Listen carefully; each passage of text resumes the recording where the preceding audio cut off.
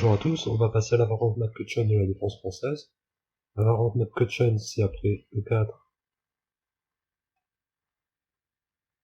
E6, D4, D5 et cavalier C3.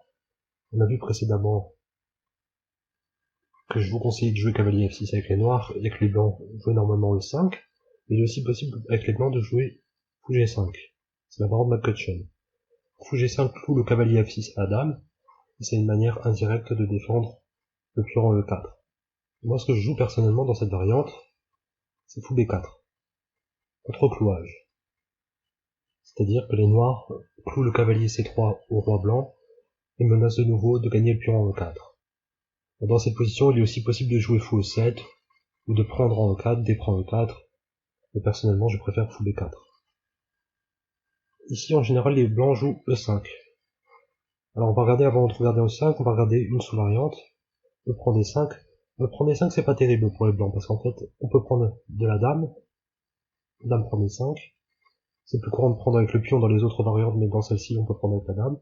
Parce qu'on attaque le fou en G5, et après fou prend F6, on peut prendre en C3 avec un échec, et reprendre en F6, et après cavalier F3, les noirs peuvent jouer B6, suivi de fou B7, cavalier D7 et grand roc, et les noirs ont le meilleur résultat dans ces variantes. Donc après fou B4, le prendre D5 c'est pas terrible pour les blancs, en général les blancs jouent E5, qui on pourrait le croire gagne une pièce à cause du clouage, mais les noirs ont H6, qui contre-attaque le fou en G5. Ici les blancs en général jouent fou D2. Alors s'ils prennent le cavalier en F6, c'est pas la meilleure variante pour les blancs parce qu'on prend le fou, et après F prend G7, tour G8, les blancs peuvent jouer H4 pour faire jouer la tour en H1, après G prend H4 et dame G4 qui défend le pion en G7, on joue simplement dame F6, on va regagner le pion en G7 et on n'a pas de problème avec les noirs. On va développer les pièces de la dame, on va faire le grand roc, et les noirs ont de bons résultats aussi dans cette variante. Donc, après H6 en général, les blancs jouent fou D2. Ils peuvent aussi jouer fou E3 ou fou C1, mais fou D2 c'est le coup le plus joué.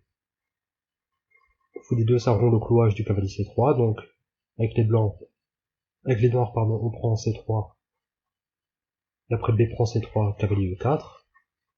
Alors il faut savoir que si les blancs prennent en C3 avec le fou, on peut jouer cavalier E4, et que sur fou B4 il y a un piège.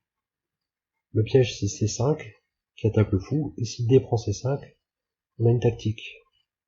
On laisse mettre la vidéo en pause et trouver la tactique, si vous ne la voyez pas tout de suite.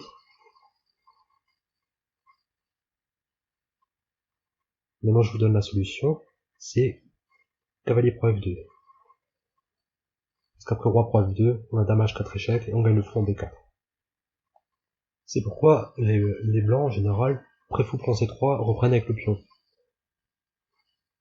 Fou prend C3 ça nous permet de mettre le cavalier en E4, qui attaque le pion C3 qui est défendu par le fou D2, et ici les blancs jouent normalement dame G4. Dame G4 c'est le coup qui pose le plus de problèmes aux noirs, parce que ça vient attaquer le pion en G7. Et on peut pas roquer pour défendre le pion avec le roi parce qu'il y a fou prend H6. Donc après dame G4, le meilleur coup pour les noirs c'est de jouer G6.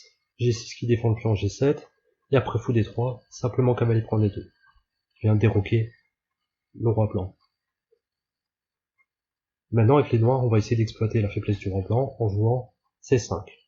Un coup typique de la française qui vient attaquer le centre blanc. En général ici les blancs jouent cavalier F3. Alors vous demandez peut-être ce qui se passe si les blancs sacrifient leur fou en G6, c'est un coup qui est tentant mais c'est pas très bon. On peut simplement jouer tour G8, on peut même prendre le fou directement, mais tour G8 c'est très bien. Et après fou prend F7, roi prend F7, les blancs ont 2 échecs, et c'est fini, les blancs ont donné une pièce pour 2 pions seulement, les noirs sont gagnants dans cette position. Ici après C5 aussi, si les blancs sont gourmands et décident de prendre le pion C5, ce qu'on peut faire c'est simplement cavalier D7, attaquer 2 pions, et si fou B5 pour clouer le cavalier, on peut jouer dame C7, encore une fois attaquer 2 pions. Si dame D4 par exemple, maintenant on peut roquer, maintenant que la dame blanche est éloignée de l'aile roi, on peut prendre le petit roc en toute sûreté.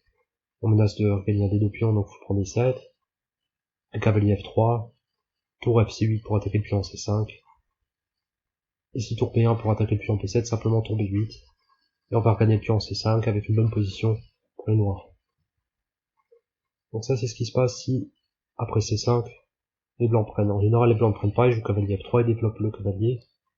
Ici on joue simplement cavalier C6. Un coup typique pour les blancs ici serait de jouer H4, avec l'idée de jouer H5 et d'essayer d'ouvrir l'aile roi. Mais ici, avec les noirs, on peut jouer C prend D4.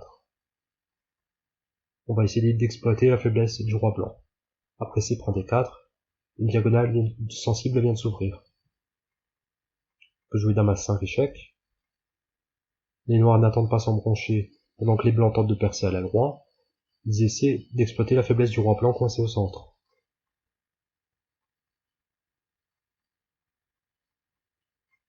Après dame A5, les blancs peuvent jouer C3.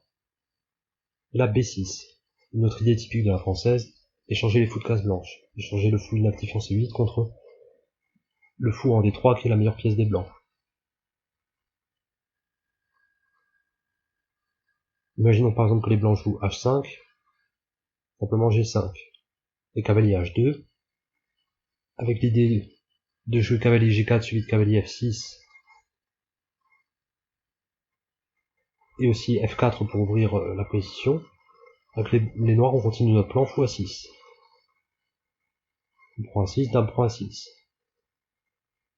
Et après dame E2, donc avec leur cavalier qui est en route pour F6, la rupture de pion F4, et leur roi déjà centralisé, les blancs seraient favorisés par un échange de dames, donc avec les noirs on va pas échanger les dames, on va attaquer le roi. On va jouer dame A3, avec l'idée de jouer tour C8, et d'attaquer le pion en C3.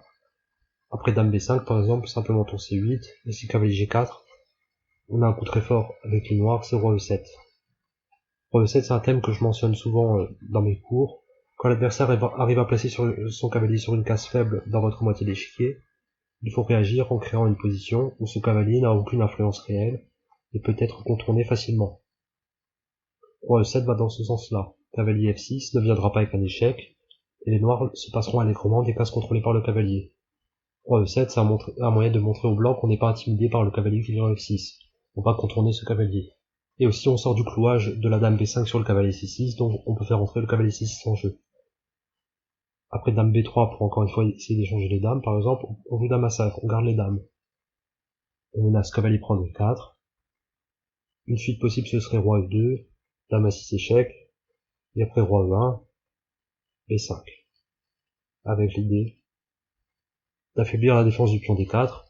L'idée c'est de pousser B4, et si C prend B4, il y aura cavalier prend D4. Et ça c'est une position qui est très bonne pour les noirs. Voilà, c'est tout pour la variante McCutcheon.